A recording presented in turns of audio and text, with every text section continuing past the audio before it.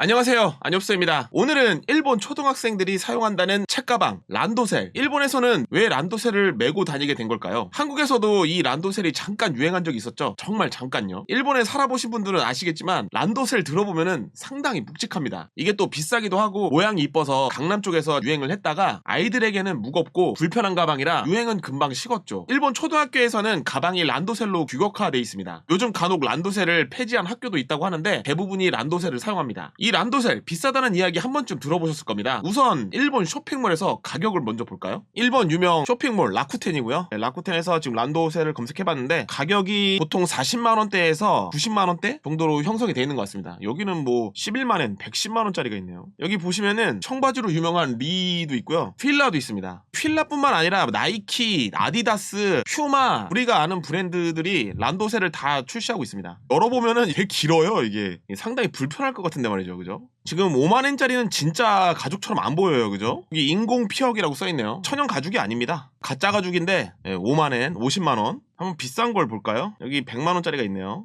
디자인이 상당히 촌스러운데 이게 100만원이네요. 천연 가죽이겠죠?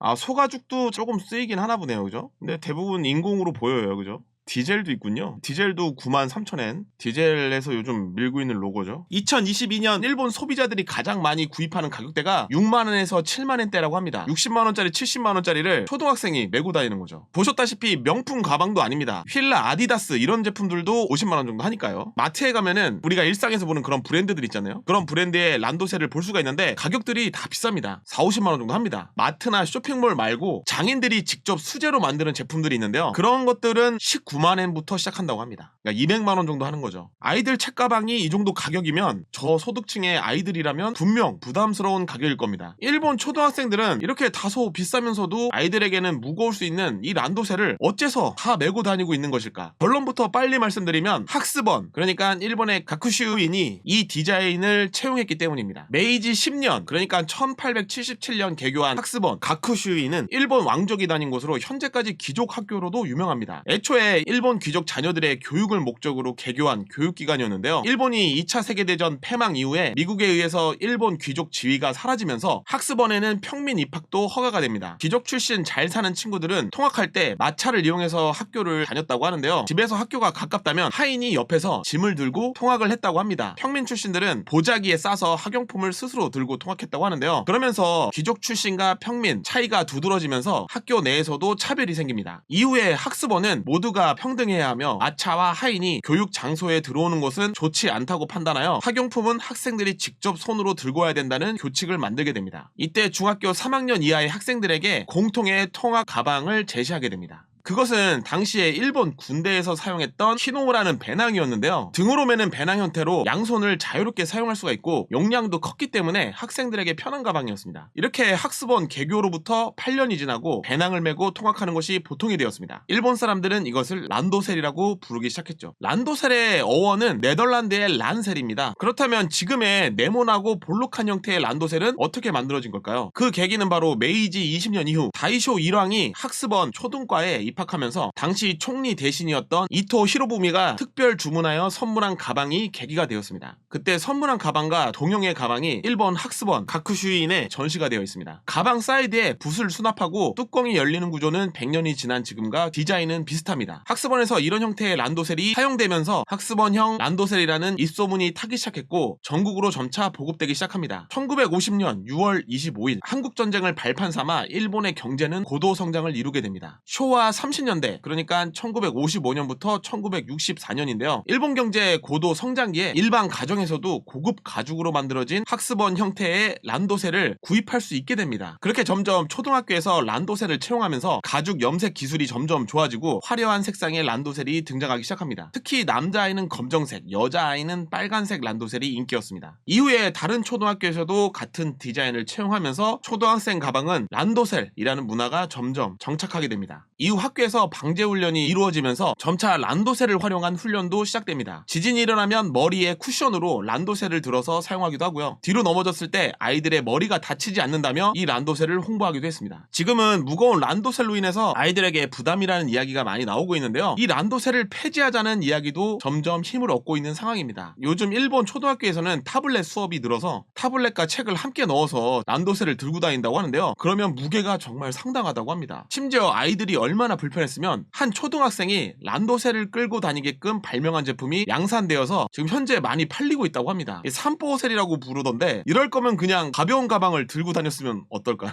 그런데 일본 사회의 또 무서운 점의 하나가 이 초등학생이 발명한 산보셀, 이 기사 댓글에 악플만 1000개가 넘습니다. 일본은 정해진 규칙 또는 이게 규격화된 상황이나 형태를 벗어나면 민폐라는 인식이 있잖아요. 이걸 개발한 사람, 아이들에 대해서 잘 모르는 사람이다. 아이들은 예상치 못한 위험이 발생할 수 있는데 어른의 시선으로 상품을 개발하면 안 된다. 이런 식으로도 글이 써 있는데 이걸 개발한 사람이 어린아이인데 말이죠. 그래서 해당 악플에 대해서 이 산보셀을 발명한 학생들이 어른들이 쓴 악플에 대응한 게 또 화제가 되었습니다. 요즘 한국에서도 일본 장인 스타일의 란도셀을 판매를 하는 곳이 생겼던데 클라우드 펀딩 받아가지고 50만원대 정도로 팔던데 한국에서는 이런 란도셀이 유행할 것 같지는 않아요. 일반 책가방도 아이들 키 크는데 방해된다고 부모님들이 다 들어주는 실정인데 이런 란도셀을 학부모들이 과연 아이들에게 매게 해줄까요? 근데 이게 또 헐리우드 배우들의 자녀들이 메고 다니는 모습이 가끔 공개가 되면서 국뽕으로도 많이 사용되는 란도셀이죠. 그럼 처음 란도셀을 도입한 학습원 가쿠슈인을 살펴보도록 하겠습니다.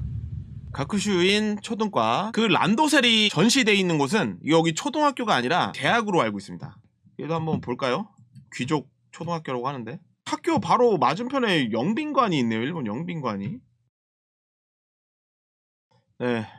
뭐 별거 없네요. 예, 근데 여기 초등학교에 일왕 자녀들 뭐 왕자나 공주 등교할 때 가끔씩 이렇게 사진이 찍히는데 그 초등학교가 여긴가 보네요. 히사이토 왕자인가? 학습원 안 가고 평민 초등학교를 들어갔다고 아주 대대적인 뉴스로 나왔던 게 또 기억이 나네요. 네, 여기는 가쿠슈인 여자 고등과고요. 이제 공주가 다녔던 학교죠.